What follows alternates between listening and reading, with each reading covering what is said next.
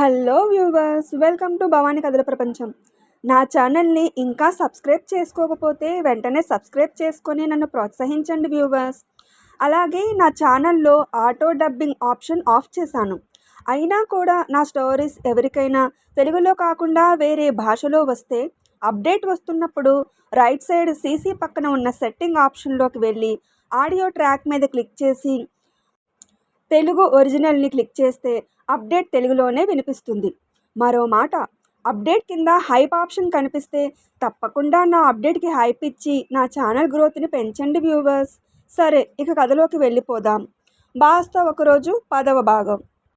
గదిలో light on చేసి అక్కడి ఘట్టాన్ని చూసి భయంతో బిగుసుకుపోయింది నిత్య. గదంతా పూలతో అలంకరించి మంచం కూడా గులాబీ రేకులతో నిండిపోయి ఉంది. మరొక్క క్షణం ఆలస్యం చేయకుండా వెళ్ళిపోవడానికి వెనుతిరిగి ఎదురుగా ఉన్న శ్రీరాజుని చూసి అదిరిపడింది. Cream jeans, red T shirt, loose హెయిర్తో ఉన్న ఆమెను చూస్తూ వెల్కమ్ టు మై వరల్డ్ నిత్య అంటూ ఆమె మీద గులాబీ రేకులను జల్లుతున్నాడు. బ్లాక్ ప్యాంట్, వైట్ షర్ట్లో ఉన్న అతన్ని చూడగానే ఆమెలో సన్నగా వణుకు మొదలైంది. అంతలోనే ధైర్యం తెచ్చుకొని ప్రతిసారి ఇతని పంతమే నెగ్గుతుంది, ఇప్పుడు అలా జరగడానికి వీల్లేదు అని అనుకుంది. ఉదయం నుండి నీకోసం ఎంతలా ఎదురు చూశానో తెలుసా? నాలో ఆశలు రేపిన నువ్వు నన్ను చేరడానికి ఇంత ఆలస్యం చేయొచ్చా? నా వాలెట్లో ఉన్న 2 టాబ్లెట్స్ క్యాంప్ వెళ్ళిన 2 రోజులు వేసుకొని బుద్ధిగా పడుకున్నాను. 3వ రోజు టాబ్లెట్కి బదులు నువ్వే వరంలా ఎదురయ్యావు. మన కలయిక తర్వాత నేను మెడిసిన్ వేసుకోలేదు. ఆ అవసరం లేదనిపించింది. నాలోని అలజడిని తగ్గించడానికి నువ్వున్నప్పుడు ఇక నాకు మెడిసిన్తో పనేంటి? అందుకే నీ రాక కోసం ఎంతో ఆశగా వేచి ఉన్నాను. నిన్ను కలవడానికి, ఎప్పుడు పడితే అప్పుడు రావడానికి వీలుగా నేను కొనుక్కున్న నా ఫ్లాట్ని నీకిచ్చేస్తున్నాను. అదిగో కీస్ అని టేబుల్ మీద ఉన్న తాళాల వంక చూపించి, ఈ రాత్రికే నువ్వు అక్కడికి షిఫ్ట్ అయిపో. ఇదే కాదు, నువ్వేం అడిగినా ఇస్తాను, నువ్వేం చెప్పినా చేస్తాను. నీ ప్రతి అవసరం నా కష్టార్జితంతోనే తీరుస్తాను అన్నాడు. అంత చెప్పినా ఇతని ఇష్టానికే మాట్లాడుతున్నాడు అని కోపం వచ్చి ఏదో అనబోతుంటే, నీ వల్ల నాలో మొదలైన స్పందనలు నిన్ను ఆక్రమించుకుంటే తప్ప ఆగవు అంటూ ఆమెను చుట్టుకొని ఆమె నోటి నుండి పదాలు రావడానికి ముందే ఆమె పెదవులను అందుకున్నాడు. ఆమె అతన్ని దూరం నెట్టడానికి ప్రయత్నిస్తుంటే మరింతగా ఆమెను చుట్టుకుని ముద్దాడుతూ ఆమె కింది పెదవిని చిన్నగా కొరికాడు. అతని ప్రవర్తనకు కోపం వచ్చి అతన్ని విసురుగా దూరం నెట్టి లాగి అతని చెంప మీద ఒక్కటిచ్చింది. ఆమె కొట్టిన ధాటికి చేతితో చెంపను అదుముకుంటూ ఆమెనే కన్నార్పకుండా చూస్తున్నాడు. మీరేం చేస్తున్నారో మీకైనా తెలుస్తుందా? నేను మిమ్మల్ని అవాయిడ్ చేస్తున్నాను, అది మీకు అర్థం కావడం లేదా? లేక అర్థమైనా మీ మాటే నెగ్గాలని ఇష్టానికి ప్రవర్తిస్తున్నారా? తాగిన మత్తులో జరిగిన 2వ కలయికను ఆపలేదు సరికదా, దాన్ని అడ్వాంటేజ్గా తీసుకుని మరో తప్పు చేశారు. మీతో వాదిస్తున్న నా మాటలు చెవికి ఎక్కడ ఎక్కించుకుంటున్నారు మీరు? దేశం కాని దేశంలో రభస చేయలేక ఊరుకున్నానని, మిమ్మల్ని కట్టడి చేయలేకపోతున్నానని మీ ఇష్టానికి ప్రవర్తించాలని అనుకోకండి. భార్యా బిడ్డ ఉన్న మీరు నన్ను ఇష్టపడ్డానని, ప్రేమిస్తున్నానని చెప్తే వినేవాళ్లకు అసహ్యంగా ఉంటుంది. అన్నిటికన్నా ముఖ్యమైన విషయం, మీకు నేను నచ్చితే సరిపోదు, నాకు కూడా మీరు నచ్చాలి. నాకు మీరు నచ్చరు, ఎందుకంటే మీకు ఇదివరకే పెళ్ళైపోయింది. ఒకరికి ఉంపుడుగత్తగా ఉండడం నాకు ఇష్టం లేదు. నేనే కాదు, ఏ అమ్మాయి అందుకు ఒప్పుకోదు అంది కోపంగా. అయితే సత్యకు విడాకులు ఇచ్చేస్తాను, నన్ను పెళ్లి చేసుకుంటావా అని సూటిగా అడిగాడు. అప్పుడు కూడా మిమ్మల్ని చేసుకోను. ఒకరికి సెకండ్ హ్యాండ్ భార్యగా ఉండడం నాకు ఇష్టం లేదు. ఒక అమ్మాయికి నా వల్ల అన్యాయం జరగడానికి నేను ఒప్పుకోను. మీరు అనుకున్నవేవీ జరగవు. నేను మీ దగ్గర జాబ్ మానేశాను. రిజైన్ లెటర్ మీ టేబుల్ మీద ఉంది. మీరు ఓకే చేసినా చేయకపోయినా నాకు అనవసరం. నాకు అన్యాయం జరిగిందని మీ మీద కంప్లైంట్ ఇవ్వడం లేదు, అందుకు సంతోషించండి అనేసి కదిలింది. అయితే నీకు మీ అమ్మ వద్దా అని సాగదీస్తూ అడిగాడు. ఆ మాటకు విసురుగా అతని వైపు తిరిగింది. నన్ను అవాయిడ్ చేయాలని చూస్తావని నేను ఊహించినట్లే నువ్వు మాట్లాడుతున్నావు. ఏ ఆడపిల్లకి నా ప్రపోజల్ నచ్చదు, కానీ నాకు మరో దారి లేదు. అందుకే ఈ స్టెప్ తీసుకోక తప్పలేదు. నువ్వు చేర్చిన హాస్పిటల్లో మీ అమ్మ లేదు. అంతకన్నా మంచిగా చికిత్స అందించే మంచి సూపర్ స్పెషాలిటీ హాస్పిటల్లో ఉంది అన్నాడు. మీరు ఆమెకు చికిత్స చేయించాల్సిన అవసరం లేదు. అమ్మ ఎక్కడ ఉందో చెప్పండి, ఆమెను నేనే చూసుకుంటాను అంది. మీ అమ్మకు నేను చికిత్స చేయించాల్సిన అవసరం ఉందో లేదో నీ మాటల వల్లే నిర్ణయించబడుతుంది అన్నాడు. దాంతో నొసలు ముడుస్తూ అనుమానంగా అతని వైపు చూసింది. ఎందుకంటే నువ్వు నా ప్రపోజల్కి ఒప్పుకుంటేనే ఆమె ఎక్కడ ఉందో చెప్తాను, ఎలా ఉందో చూపిస్తాను. లేదంటే ట్రీట్మెంట్ ఆపేయమని చెప్తాను. అలా చెప్తే ట్రీట్మెంట్ అందక ఆమె ఇప్పటికన్నా దారుణమైన స్థితిలోకి వెళ్తుంది. పైగా ఆమె ఎక్కడ ఉంటుందో నీకు ఎప్పటికీ తెలియదు. అప్పుడు కన్నతల్లి ఉన్నా కూడా నువ్వు ఒంటరిగా మిగిలిపోతావు అన్నాడు. ఎందుకు చేస్తున్నారు ఇలా? ఎందుకు నా జీవితాన్ని శాసించాలని చూస్తున్నారు అని కోపంగా అడిగింది. ఎందుకు చేస్తున్నానో నీకు తెలియదా? నువ్వు వేరే చోట ఉద్యోగం కోసం వెతుక్కుంటే నిన్ను వదిలేస్తానా? నిన్ను నా దారికి తెచ్చుకోవాలి అంటే నేను ఈ పని చేసే తీరాలి అన్నాడు. ఉద్యోగం కోసం వెతికిన విషయం కూడా ఇతనికి తెలిసిపోయింది అనుకొని, ప్లీజ్ నన్ను ఇలా టార్చర్ చేయొద్దు, అమ్మను నాకు అప్పగించండి. భార్య ఉన్న వ్యక్తికి అక్రమ సంబంధంలా కీపులా ఉండడానికి ఏ ఆడపిల్ల ఒప్పుకోదు. మీ ఆలోచన తప్పు. మీ కోరికలను మీ భార్యతో తీర్చుకోండి. లేదంటే మీకు అందుబాటులో ఉండే వేరే మార్గాలను ప్రయత్నించండి. నన్ను తాకి మీ సూత్రాలను వదులుకున్నారు కదా, ఇక ఇప్పుడు మీరు ఎవరితో ఎలా ఉన్నా పర్వాలేదు కదా. అందుకే నచ్చిన వాళ్ళతో ఎంజాయ్ చేయండి. నన్ను మాత్రం వదిలేయండి. అంతేకాని కోరిక తీర్చుకునే సాధనంగా నన్ను కట్టడి చేసి నాతో ఇలా కామాంధుడిలా ప్రవర్తించొద్దు అంది బాధగా. ఆ మాటకు కోపం వచ్చి ఆమె జుట్టు పట్టి విసురుగా దగ్గరకు లాక్కుంటూ, చంపేస్తాను ఇలాంటి పిచ్చి మాటలు అన్నావంటే. ఎలా కనిపిస్తున్నాను నీ కంటికి? నీతో తప్ప వేరొకరితో నా ప్రవర్తన ఇలా ఉందని చూపించు. నువ్వు ఎన్ని తిట్టినా భరిస్తాను అన్నాడు. మరి నాతో మాత్రం ఎందుకు ఇలా చేస్తున్నారు? మీ అభిప్రాయం తప్పని చెప్తున్నా, నన్ను నా మానాన వదిలేయమన్నా ఎందుకు వినడం లేదు? ప్లీజ్ నన్ను వదిలిపెట్టండి. మా అమ్మను నాకు అప్పగించండి. మరోసారి మీ కంటికి కనిపించకుండా దూరంగా వెళ్ళిపోతాను అంది. నా అభిప్రాయం తప్పని తెలుసు. అలా అని నిన్ను నీ మానాన వదిలేయలేను. ఎందుకంటే నాకు నువ్వు కావాలి ఎప్పటికీ. అయినా ఎక్కడికి వెళ్ళిపోతావు? ఎలా వెళ్ళిపోతావు? నా చేయి పడ్డ నీ శరీరం ఎప్పటికీ నాకే సొంతం అవ్వాలి. నా వల్ల నీ శరీరం మలినమయ్యింది. నీకు నా వల్ల అన్యాయం జరిగింది. తప్పుని సరిదిద్దుతాను అంటుంటే, నీకు జీవితాన్ని ఇస్తానంటుంటే ఎందుకు వద్దంటున్నావు అని అడిగాడు. ఇలాంటి జీవితం నాకు వద్దు. శరీరం మలినమైనా పర్వాలేదు. నా గురించి అంతా చెప్పి నాతో పెళ్లి సమ్మతం అనుకున్న వాడినే పెళ్లి చేసుకుంటాను. మెడలో తాళితో గౌరవంగా బ్రతుకుతాను అంది. నువ్వు వేరొకరిని పెళ్ళాడితే అప్పుడు నువ్వు కూడా వాడికి సెకండ్ హ్యాండ్వి కాదా అని అడిగాడు. అలా అయితే జీవితంలో పెళ్లి చేసుకోకుండా ఉండిపోతాను, కానీ మీ ప్రపోజల్కి మాత్రం ఒప్పుకోను. అలా చేస్తే సమాజం నన్ను తప్పుడు దృష్టితో చూస్తుంది. అయినా నాకు జీవితాన్ని ఇవ్వడానికి మీరెవరు? నన్ను నా మానాన ఉండనివ్వకపోతే నిజంగానే మీ మీద పోలీస్ కంప్లైంట్ ఇస్తాను. అప్పుడు మీ పరువు పోతుంది అని బెదిరించింది. ఇలా అయినా భయపడతాడు అని ఆశతో. సరే, నీకు తాళే కదా కావాలి, కట్టేస్తాను. నిన్ను పెళ్లి చేసుకొని భర్తనే అవుతాను. కాకపోతే మన పెళ్లిలో మనిద్దరం మాత్రమే ఉంటాము అన్నాడు. పిచ్చి పట్టింది మీకు? నా సాటిస్ఫాక్షన్ కోసం తాళి కడితే దాన్ని పెళ్ళి అనరు. అప్పుడు కూడా దాన్ని చట్టబద్ధమైన బంధం అనరు. మీ వరకు నా శరీరం కావాలి. అందుకు ఏం చేయడానికైనా సిద్ధంగా ఉన్నారు. మీలో ఈ పంతమే మీరంటే అసహ్యాన్ని పెంచుతుంది. ఇక మీకు ఎంత చెప్పినా చెవికి ఎక్కదని అర్థమైపోయింది. మీకు మాటలతో కాదు, చేతలతోనే సమాధానం ఇస్తాను. పోలీస్ కంప్లైంట్ మాట చెప్తున్నా భయపడిన మిమ్మల్ని నిజంగానే కంప్లైంట్ ఇచ్చి జైల్లో కూర్చోబెడితేనే బుద్ధి వస్తుంది. మీడియాను పిలిచి మీరు నాతో ప్రవర్తిస్తున్న తీరుతో పాటు మీరు చేసిందంతా చెప్తాను. నా తల్లిని కిడ్నాప్ చేశారని కూడా చెప్తాను.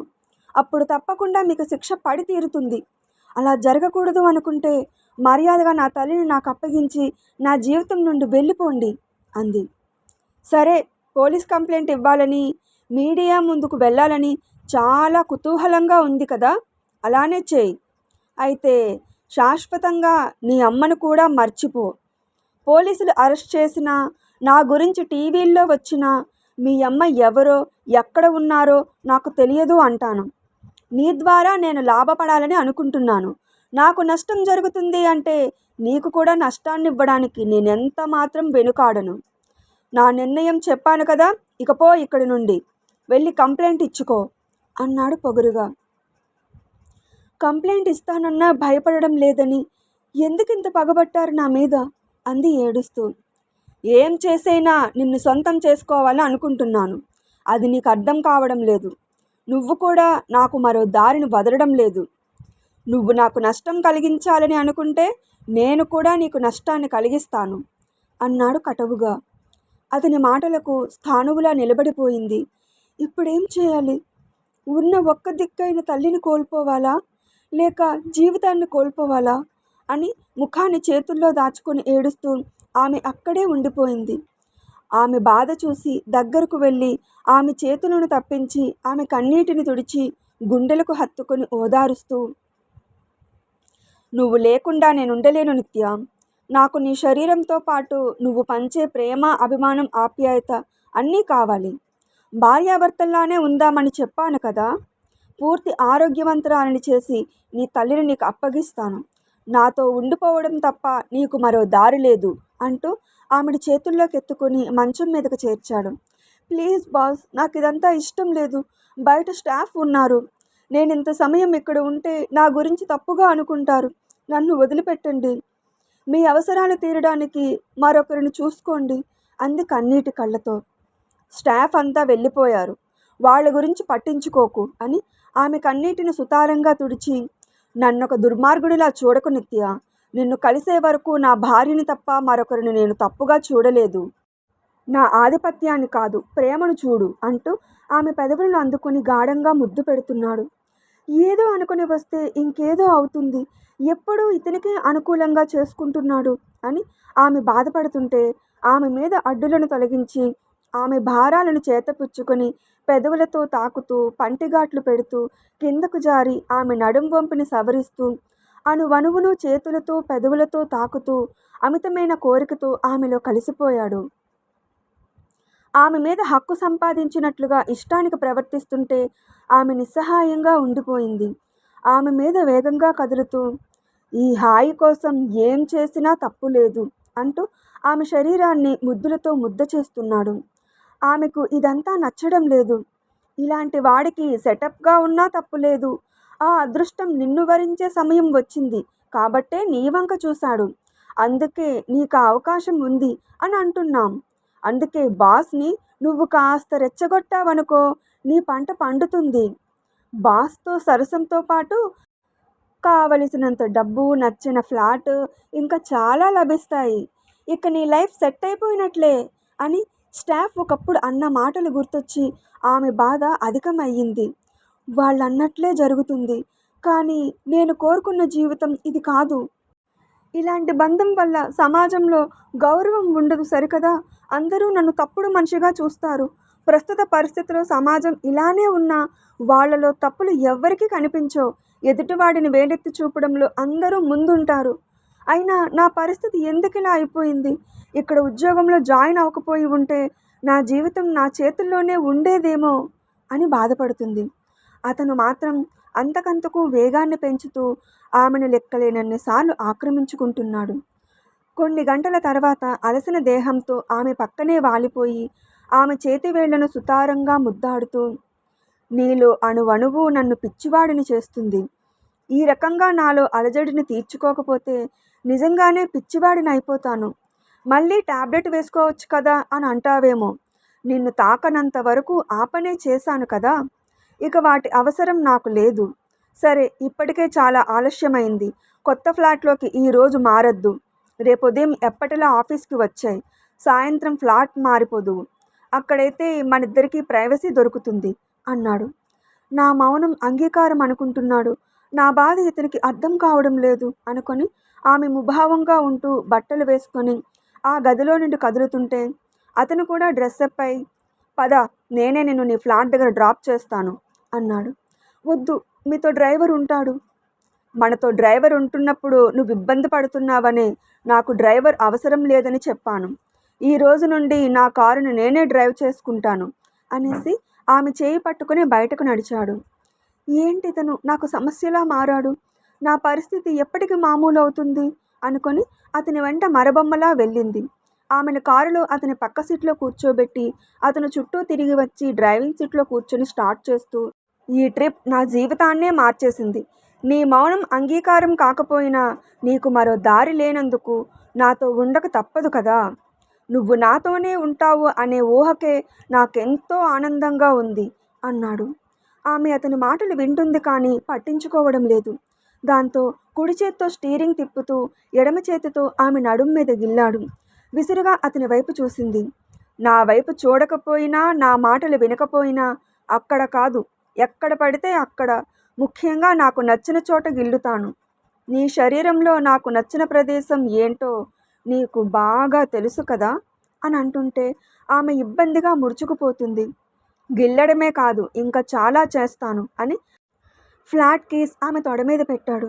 జీన్స్లో ఉన్న ఆమె కీస్ని 2 కాళ్ళ మధ్యలోకి జార్చేసి ఆమె అపార్ట్మెంట్ రాగానే దిగేసి బాయ్ కూడా చెప్పకుండా వెళ్ళిపోతుంటే కీస్ అని గుర్తు చేశాడు. దాంతో అయిష్టంగా వెనుతిరిగి అప్పటి వరకు ఆమె కూర్చున్న సీటులో ఉన్న కీస్ తీసుకుంది. ఇప్పుడే నీతో ఉండిపోవాలని ఉంది కానీ ఈ దూరం కూడా అవసరమే అనిపిస్తుంది అనేసి వెళ్ళి రెస్ట్ తీసుకో అన్నాడు. మౌనంగా అక్కడి నుండి వెళ్ళిపోయిందామె. ఫ్రెష్ అయి మంచం మీద కూర్చుంటూ శ్రీరాజ్ గురించే ఆలోచిస్తుంది నిత్య. అతను నాతో ప్రవర్తిస్తున్న తీరులో కోరిక తీర్చుకోవడం తప్ప ప్రేమ కనిపించడం లేదు. ప్రేమ ఉన్నా అది నాకు అవసరం లేదు. భార్య దూరం పెడుతుందని ఆ అవసరాలను వేరొకరితో తీర్చుకోవాలనుకోవడం, అందుకు నన్ను ఎంచుకోవడం ఎంతో అమానుషంగా ఉంది. ఏ రకంగా చూసినా అతని ఆలోచన కరెక్ట్ కాదు. అతనికి భార్యతో ఉన్న సమస్యలను ఆమెతో మాట్లాడి తీర్చుకోకుండా ఇలా వేరొకరి జీవితంలోకి రావాలని అనుకోవడం సమంజసం కాదు. నాకు ఈ జీవితం వద్దు, అతనితో ఏ కమిట్మెంట్ వద్దు అని అనుకుంది. మరైతే అమ్మ పరిస్థితి ఏంటి? అమ్మ కోసం ఇష్టం లేని పని చేయాలా? జీవితాంతం ఒకరికి కీప్లా ఉండాలా? ఈ సమస్య నుండి ఎలా బయటపడాలి అని ఆలోచిస్తుంది. మరునాడు కూడా నిత్య ఆఫీస్కి రాలేదు. నా ఫ్లాట్లోకి మారుతుందా అనుకొని అతని ఫ్లాట్కి వెళ్ళాడు. అది తాళం వేసే ఉంది. నిత్య మేడం ఇంకా రాలేదా అని సెక్యూరిటీని అడిగాడు. ఎవ్వరూ రాలేదు సార్ అన్నాడతను. ఎంత చెప్పినా నీకు అర్థం కావడం లేదు కదా. నా మొండితనమే తప్ప నాలోని ప్రేమను చూడలేకపోతున్నావా అనుకొని ఆమె పాత ఫ్లాట్కి వెళ్ళి బజర్ నొక్కాడు. పక్క ఫ్లాట్ ఆమె అటుగా వస్తూ, ఫ్లాట్ చూసుకోవడానికి వచ్చారా అని అడిగింది. చూసుకోవడానికి రావడం ఏంటి, ఇక్కడ నిత్య ఉంటుంది కదా అన్నాడు. ఇప్పుడు ఆ ఫ్లాట్లో ఎవరూ లేరు. ఏ అవసరం వచ్చిందో ఏమైందో తెలియదు. ఆ అమ్మాయి అర్ధరాత్రి ఫ్లాట్ ఖాళీ చేసింది. ఆ సమయానికే నా హస్బెండ్ డ్యూటీ నుండి రావడం వల్ల మాకు ఈ విషయం తెలిసింది. అదే రాత్రి ఖాళీ అయిన ఫ్లాట్ని తీసుకోవడానికి అప్పుడే వచ్చేసారా కొత్త వాళ్ళు అని అందుకే అడిగాను అనేసి వెళ్ళిపోయిందామె. ఈ ఫ్లాట్ ఖాళీ చేసావు కానీ నా ఫ్లాట్కి రాలేదు. మరైతే ఎక్కడ ఉన్నావు? నువ్వెక్కడ ఉన్నా నిన్ను సొంతం చేసుకునే తీరుతాను. నువ్వు నాకు మాత్రమే సొంతం కావాలి. నా కోరిక ఆలోచన చట్టబద్ధమైనది కాదని తెలిసినా నిన్ను వదులుకోవడానికి నేను సిద్ధంగా లేను అనుకొని అక్కడి నుండి వెళ్ళిపోయాడు శ్రీరాజ్. వేరే ఫ్లాట్ని రాత్రికి రాత్రి రెంట్కి తీసుకొని తనకు ఉన్న కొద్దిపాటి సామాను సర్దేసి, నేను పాత ఫ్లాట్లోనే ఉంటే నువ్వు తప్పకుండా వస్తావని నాకు తెలుసు శ్రీ, ఇకపై నీకు ఏ అవకాశం ఇవ్వను అనుకుంది నిత్య. అప్పుడే కాలింగ్ బెల్ మోగిన శబ్దం వినిపించి ఒక్కసారిగా భయపడింది. డోర్ని చిన్నగా తెరిచి బయటకు తొంగి చూసింది. సెక్యూరిటీ కనిపించడంతో ఏం కావాలని అడిగింది. ఫ్లాట్ ఓనర్ గారు మీకు ఈ పార్సల్ ఇమ్మన్నారు మేడం అన్నాడు. సరే అని బయటకు వచ్చి అతని చేతిలో ఉన్న చిన్న గిఫ్ట్ బాక్స్ అందుకొని ఓకే థ్యాంక్స్ అనగానే వెళ్ళిపోవడానికి సెక్యూరిటీ పక్కకు కదలగానే అతని వెనుక ఉన్న వ్యక్తి కనిపించాడు నిత్యకు. అతన్ని చూస్తూనే భయంతో కళ్ళను నిలబెట్టేసిందామె. ఇంకా ఉంది. ఇప్పుడు అక్కడ ఏం జరుగుతుంది? అక్కడ ఉన్న వ్యక్తి ఎవరు? శ్రీరాజ్ ప్రపోజల్కి ఒప్పుకోను అని దూరం పెడుతున్న నిత్య తల్లిని అతను ఏం చేస్తాడు? నిత్య సమస్యకు పరిష్కారం ఉందా? ఉంటే ఏంటి? తర్వాత ఏం జరుగుతుందో తెలియాలి అంటే తదుపరి భాగం కోసం ఎదురు చూడక తప్పదు.